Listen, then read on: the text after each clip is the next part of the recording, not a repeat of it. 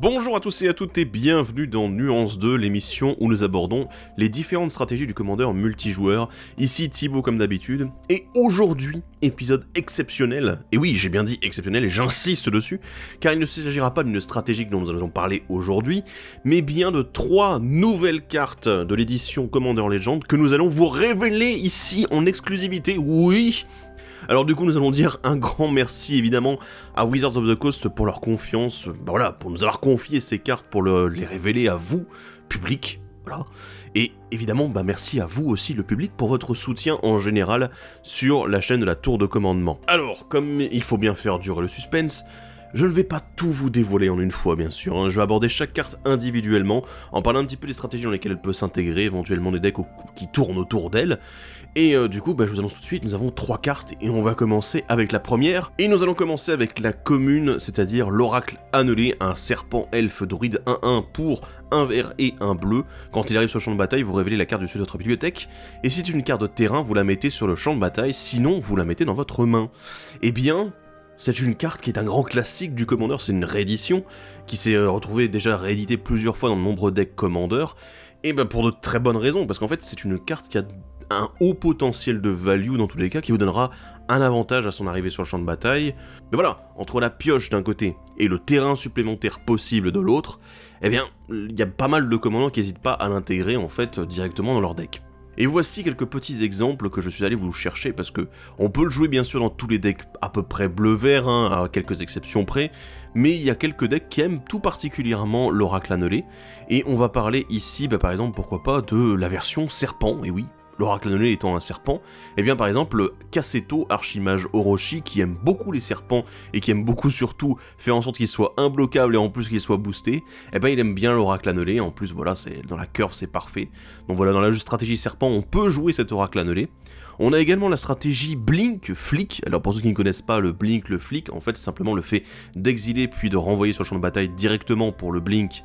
une créature ou un permanent en général, et le Flick c'est à la fin du tour. Donc voilà, du coup ici on a un bon exemple avec Rune du Royaume Caché, donc un ancien commandant du Commander 2013,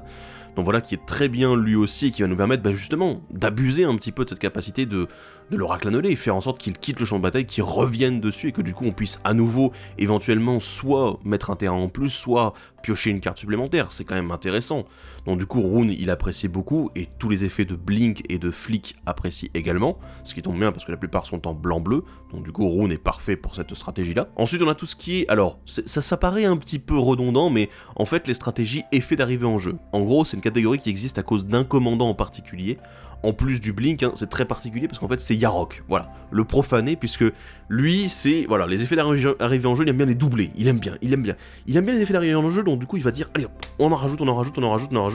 encore un petit peu, et du coup la catégorie effet d'arrivée en jeu, entre guillemets, c'est une sous-catégorie presque du Blink, et Yarok, voilà, il l'a construite à lui tout seul, tellement il est puissant. Abuser à nouveau de l'effet d'arrivée en jeu de l'Oracle Annelé avec Yarok en le doublant, évidemment c'est extrêmement fort, c'est très puissant, et bien sûr il y a quand même une autre logique, c'est que Yarok étant un petit peu cher en mana, l'Oracle Annelé nous permettant éventuellement de ramper,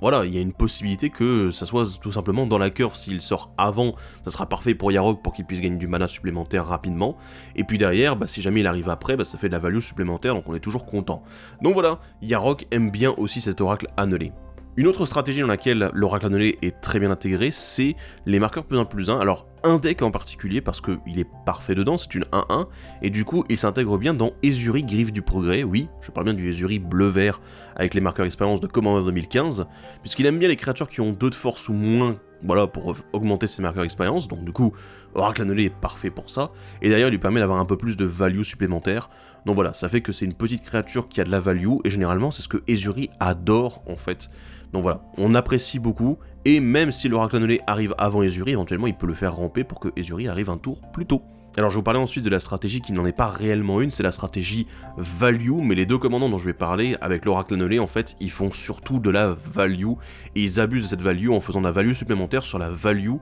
de l'Oracle Annelé. Oui, ça fait beaucoup de value, voilà, mais ce sont deux commandants qui aiment bien en abuser, c'est Momir Vig d'un côté et Chulain de l'autre. Alors oui, Momir Vig, oui, parce que avoir une créature bleu-verte pour 2 mana qui fait déjà de la value à elle seule, et qui nous permet d'aller tuto une créature directement et de la mettre dans notre main, c'est vrai qu'il y a quand même quelque chose d'intéressant, et c'est très efficace en fait dans ce deck-là. Et Chulain, bien évidemment, alors là on retrouve en plus la combinaison bande, blanc-bleu-vert comme pour Rune, et évidemment on peut jouer Blink, mais Chulain lui il préfère quand on lance les sorts de créatures. Et comme notre Oracle Anoné nous permet déjà éventuellement de ramper, en fait avec Chulain, il va nous permettre éventuellement déjà de piocher, puis ensuite de poser un terrain, et ensuite en arrivant en jeu derrière cet Oracle Anoné, il va nous permettre de soit du coup ramper encore une fois, soit piocher encore une fois. Donc vraiment c'est de la value sur de la value, et ces deux commandants là ils adorent l'Oracle Anoné justement parce que il fait encore plus de value et qui se rajoute à celle que eux font déjà. Donc voilà, c'était pour notre commune avec sa version alternative full art, voilà, c'est joli, on adore, je veux dire, ça fait très plaisir de la revoir. Mais j'ai encore mieux, parce que du coup maintenant on va passer à un cran de rareté au-dessus, on va passer à une Unco que j'ai à vous révéler. Et là je remercie Wizards parce que du coup j'ai l'impression qu'ils ont capté quelle était ma couleur préférée. Donc on va parler de Fée ou Fiction qui est réédité ici encore une fois, et du coup qui a le droit à sa version normale et sa version full art. Donc Fée ou Fiction, un éphémère qui coûte 4 dont 1 bleu. Vous révélez les 5 cartes du dessus de votre bibliothèque, un adversaire sépare ses cartes en 2 tas. Donc les tas peuvent être vides, il peut mettre 5 d'un côté et 0 d'autre s'il le souhaite, ou n'importe quelle répartition. Et mettez un tas dans votre main et l'autre dans votre cimetière. Donc c'est vous qui choisirez le tas en question, même si l'adversaire que vous avez choisi sera celui qui va faire les tas. Alors Fée ou Fiction, c'est quand même un grand classique en fait du Commander. Et alors, on pourrait le rentrer dans une stratégie en particulier, c'est une très bonne carte du bleu en fait, qui va nous permettre de piocher sans réellement piocher, puisqu'on n'a pas réellement le mot piocher dans le wording, donc du coup ça nous permet de passer outre quelques effets un petit peu embêtants en Commander bien sûr, mais ça peut être aussi un moteur de deal politique. Alors pourquoi ça? Parce que comme du coup c'est un adversaire qui va choisir parmi, alors c'est vous qui choisissez quel adversaire va choisir de la séparation entre les deux tas, mais vous pouvez très bien faire une alliance temporaire avec ce joueur, pour une raison X ou Y, voilà, que ça soit simplement, vous pouvez l'aider d'une certaine façon avec les cartes que vous allez piocher, voilà, vous jouez éventuellement un deck group hug, donc la stratégie où on aime bien justement aider tout le monde et faire en sorte que tout le monde puisse jouer à la table, donc voilà, encore une fois une des caractéristiques du Commander multi bien sûr, mais justement, voilà, tout ce côté politique qui est possible avec Fée ou Fiction, ça lui donne une certaine valeur, en plus d'avoir une simple value disponible, et bien en fait pour les jeux un petit peu plus fun, un petit peu plus casual,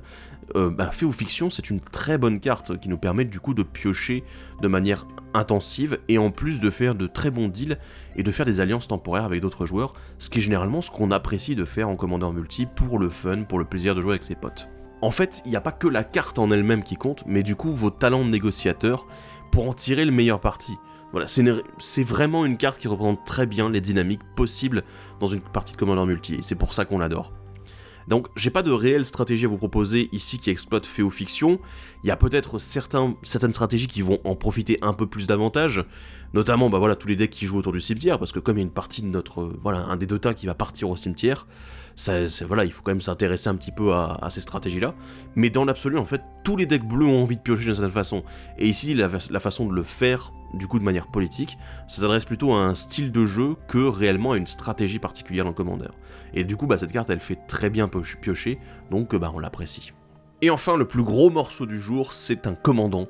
qui est réédité ici, c'est Derevi, tacticienne de l'Empyrée, et oui, on a le retour de l'oiseau sorcier, donc voilà, qui coûte 3, dont un vert, un blanc et un bleu, qui est une 2-3 vol, et à chaque fois qu'il arrive sur le champ de bataille, ou qu'une créature que vous contrôlez inflige des blessures de combat à un joueur, vous pouvez engager ou dégager un permanent ciblé, déjà c'est très fort, mais en plus, pour 4 mana, dont un vert, un blanc et un bleu, vous pouvez activer depuis la zone de commandement cette capacité qui vous dit « Mettez des révis sur le champ de bataille depuis la zone de commandement ».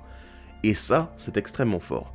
On est en fait face au retour d'un commandant iconique du format, littéralement, en plus avec une version magnifique, voilà. Ici avec sa version Etched Foil,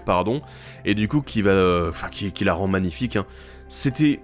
un des commandants iconiques du Commander 2013, et qui en a traumatisé plus d'un, il faut l'avouer depuis. Alors pourquoi ? Parce qu'en fait, la puissance des Révis, elle est contenue dans ces deux capacités, vraiment, surprise, bah oui, mais en fait, les deux capacités sont extrêmement puissantes. L'une qui va nous permettre de dégager les permanents, ou de les engager éventuellement, mais déjà, dégager un permanent, c'est extrêmement puissant. L'autre, elle va nous permettre de passer outre la taxe de commandement, donc d'habitude, on est censé payer cette fameuse taxe à chaque fois qu'on veut rejoindre notre commandant,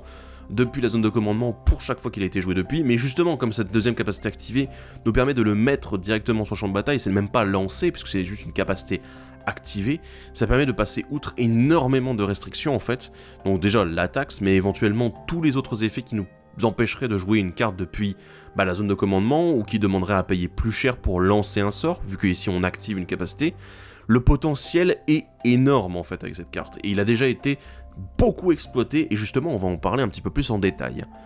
Parce que du coup, je vais vous parler ici de 3 stratégies avec lesquelles Derevi synergise très bien. Alors il y en a une qui est très connue, c'est la première dont je vais parler, c'est la stratégie Stax. Pour ceux qui ne connaissent pas Stax, en fait le but ici c'est d'empêcher les joueurs de pouvoir jouer normalement leur sort, voire même de pouvoir jouer tout court. Et comment on fait ça? Eh bien c'est simple, on augmente le prix des sorts, on les empêche d'activer des capacités, et on fait aussi en sorte éventuellement que les terrains restent engagés en permanence. Donc voilà, super fun quoi, voilà, vraiment le gros fun. Derevi dans ce plan de jeu, qu'est-ce qu'elle apporte? Eh bien en fait, elle utilise certaines cartes très connues de Stax et extrêmement puissantes, mais qui sont encore plus efficaces avec sa capacité en fait à dégager les permanents quand il arrive en jeu, ou quand il inflige des blessures de combat.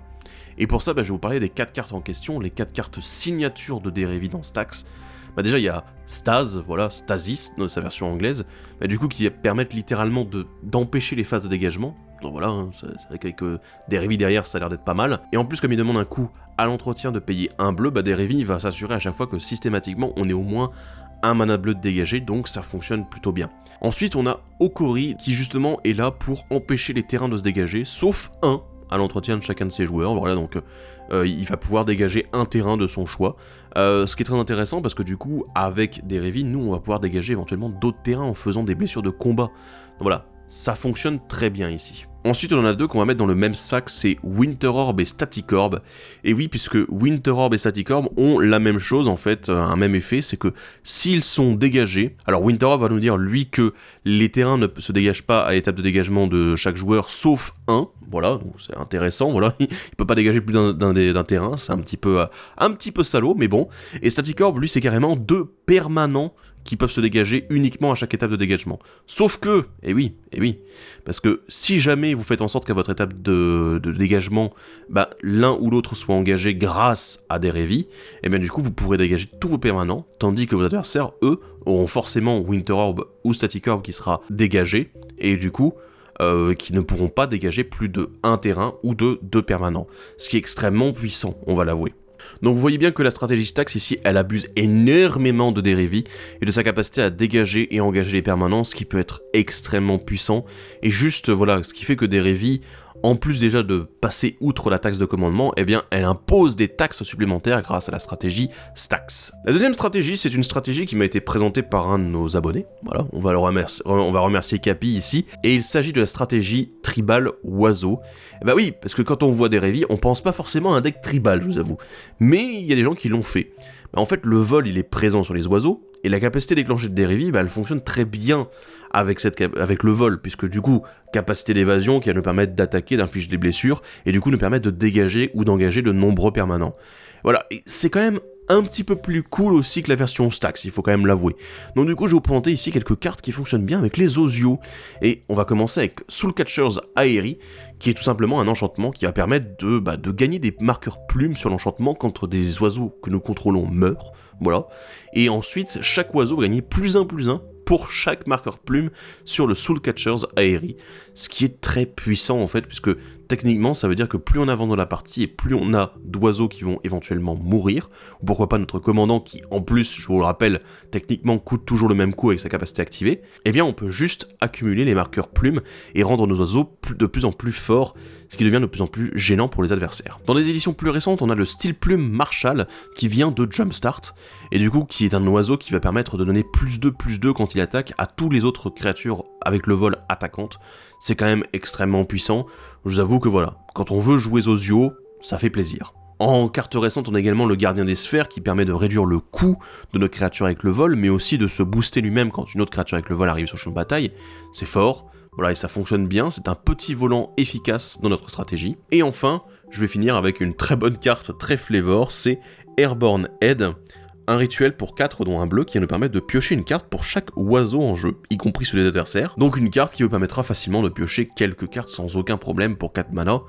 ça peut être très très très efficace. Et enfin, la dernière stratégie dont j'aimerais parler, c'est la stratégie Blink. Alors oui, c'est vrai que quand on a un effet d'arrivée sur le champ de bataille, comme je vous l'ai dit tout à l'heure avec notre oracle annelé, eh ben ici des Rivi, on a également envie d'en abuser. Alors le Blink, je vous rappelle, ça consiste à exiler et renvoyer sur le champ de bataille directement, impermanent, voilà, bon, on exile, on renvoie sur le champ de bataille. Évidemment, avec une capacité déclenchée aussi intéressante que celle de Derevi, la faire revenir en jeu plusieurs fois par tour, ça semble quand même très rentable. Et en fait, alors là je dois remercier Emric, qui est l'un de nos membres du staff sur le Discord de la tour, qui du coup nous a créé le deck il y a déjà plusieurs mois de cela, et justement là on va pouvoir en parler un petit peu plus en détail aujourd'hui, puisque le principe du deck tourne autour de 2 cartes en dehors du commandant, qui vont du coup partir dans une combo infinie. L'une, elle va nous servir à faire du mana, c'est le Lotus Doré, et l'autre, pour utiliser ce mana afin de blink des Rivis, c'est le navigateur Morneuil. Et pouf, avec ces 2 cartes, dans quelle situation on se retrouve ? Eh bien on se retrouve avec vos adversaires qui ne peuvent plus rien jouer, car vous allez engager systématiquement leur terrain. Comment ça se passe ? Alors attendez, on va réexpliquer. Donc Lotus Doré permet de faire 3 mana, Navigateur Morneuil, si du coup il est couplé, donc s'il est associé au niveau de son âme avec des Révis, il va nous permettre pour 2 d'exiler des Révis, paf, et donc du coup de la faire renvoyer sur le champ de bataille directement. Alors, ce qui est bien, c'est que Lotus Doré fait 3 mana. Donc du coup, comme on a besoin que de 2 mana colorés pour activer le navigateur Morneuil, eh bien en fait, il y a 1 mana supplémentaire en bleu qui va nous rester. Et donc du coup, ce qu'on pourra faire, c'est activer plusieurs fois le navigateur Morneuil d'affilée. Donc du coup, voilà, on engage le Lotus Doré, on blink des Révis, il nous reste 1 mana supplémentaire, des Révis arrivent sur le champ de bataille, il dégage le Lotus Doré, donc du coup, il nous reste toujours 1 mana supplémentaire, on engage de nouveau le Lotus Doré, on a 4 mana au total, on peut blinker à nouveau des Révis. Il arrive en jeu, il peut éventuellement engager un terrain adverse, utiliser les 2 manas restants pour à nouveau blinker, dégager le Lotus Doré, et en fait on peut blinker un nombre infini de fois, tant qu'on a ces 3 cartes sur le champ de bataille, des Révis, et du coup engager systématiquement tous les terrains adverses en dégageant une fois sur 2 du coup Lotus Doré. Donc c'est très très très très très efficace, et pour ça du coup tout le deck est basé sur le fait d'aller chercher ces 2 cartes, donc d'un côté Lotus Doré et de l'autre côté Navigateur Morneuil. Donc du coup d'un côté on a des tutos à artefacts comme Enlightened Tutor, la préceptrice éclairée, ou alors du coup les tutos bleus également, parce que du coup on est la couleur parfaite pour ça. Et on a également pour les tutos à créatures en vert, alors ou en multicolore, comme l'appel des Ladameries, qui nous permettent d'aller chercher le navigateur Morneuil très rapidement, et en plus en éphémère. Donc du coup, qui a dit qu'on ne pouvait pas faire pire que Stax ? Eh ben ici je pense qu'on est pas mal, parce que le setup est assez facile à mettre en place, et il ne nécessite que très peu de cartes. J'espère que cet épisode vous a plu, je tiens encore une fois à vous remercier d'avoir suivi cet épisode, et en plus, d'avoir remercié encore une fois Wizard pour leur confiance, et pour nous avoir permis également de spoiler ces cartes. Ça fait extrêmement plaisir, et j'espère que ça sera une expérience qu'on renouvellera avec eux. En tout cas, moi c'était un vrai plaisir de pouvoir vous dévoiler ces 3 cartes, et comme d'habitude, je tiens à remercier également nos tipeurs qui nous soutiennent financièrement sur Utip, sur Tipeee. Voilà, donc vraiment merci à eux de soutenir la tour en général, que ce soit les lives ou du coup actuellement voilà, les vidéos comme ici. N'oubliez pas de vous abonner à la tour, voilà, pour suivre plus de commandeurs multi, de contenu, que ce soit des games avec l'étape de commandement ou du coup les podcasts de la tour. Donc voilà, vous avez juste à vous abonner et pourquoi pas liker, discuter un peu avec nous des différentes stratégies dans lesquelles vous voudriez jouer ces cartes-là. Voilà, et si vous êtes hypé par Commander Legends. Et sinon, eh bien, vous pouvez nous suivre sur les réseaux sociaux, sur Facebook, sur Twitter, sur Instagram, pour avoir plus de news concernant la tour, les lives qu'on fait, etc. Sur ce, il ne me reste plus qu'une chose à vous dire, c'est à la prochaine et salut à tous. Bye bye.